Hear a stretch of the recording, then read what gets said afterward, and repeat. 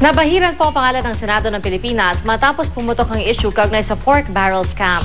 At sa pamumuno ng bagong Senate President sa ika-16 na Kongreso, ano-ano nga ba ang mga reformang ipatutupad niya sa kanyang panunungkulan? Narito po ang aking one-on-one interview kay Senate President Franklin Drilon.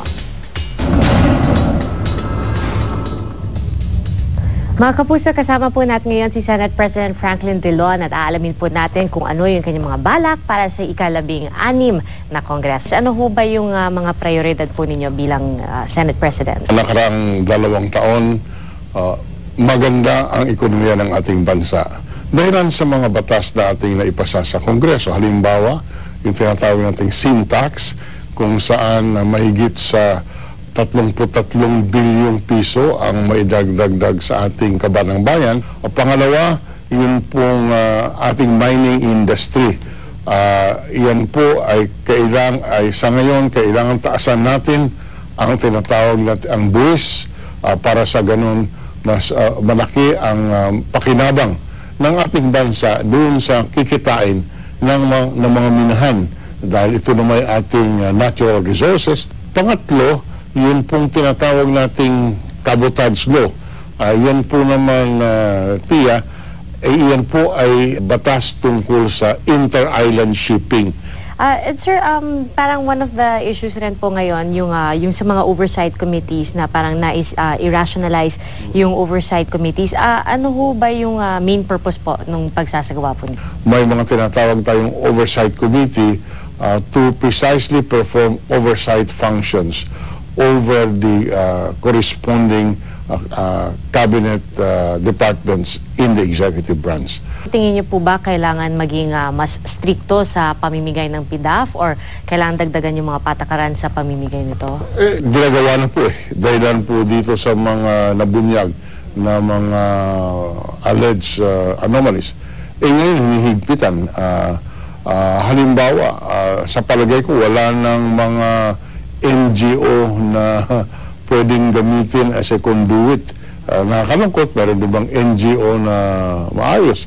This is maybe something different because of the number of legislators allegedly involved, the amounts involved. So, iba siguro ito. Sir, we'll move on to your role as Senate President. Siyempre, hindi naman po bago sa inyo yung papel na ito. Pero yung pagiging Senate President ngayon compared to when you did it before, mas mahirap na po ba ngayon given yung situation? Or would you say kasi nga maganda yung ekonomiya natin, tuwid na daan, mas madali na rin? Parang pa rin kasi 23 kasama mo, kailangan tingnan mo kung ano ang maayos na pangangailangan, hindi sa pera, kung hindi yung mga komite, kung kailangan din matulungan natin to guide, especially the new ones. On a daily basis, how would you describe your schedule? Nakita namin yung schedule niyo, very hectic, but parang what keeps you going? I go to the gym okay. 4 to 5 times a week. Before coming to work? Before coming to work, I would wake up early, take by 30 minutes or 1 hour walk and my gym. So that keeps me hopefully physically fit and have the energy the whole day. Ayan po ang unang ginagawa ko. At siguro pagdating ng weekend, ay iniiwanan ko na lahat ko na trabaho dito sa opisina at nagkaroon ako ng apostolate. Ibig sabihin yung mga apo ko ay nilaloko.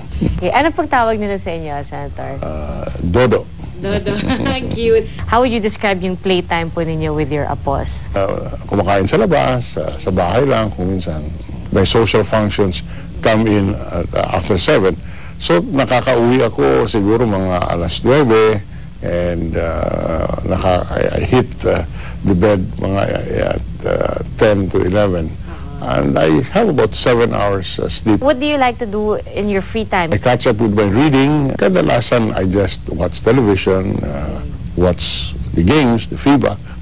Ano ho ba yung nais niyong iparating na mensahe sa inyong mga kapwa-senador dahil matagal pa po kayo magsasama at saka sa mga kababayan po natin na talagang umaasa po sa mga magandang panukala mula sa Senado? Asahan niyo po na ang kapakanan ng bansa ang nangingibabaw sa amin. At ganun din ang aking mga kasamahan sa Senado.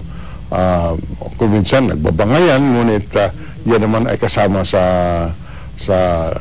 demokrasya, at ganun din ang kanilang panukala na sana po umunlad ang ating bansa, at handa lahat kaming tumulong.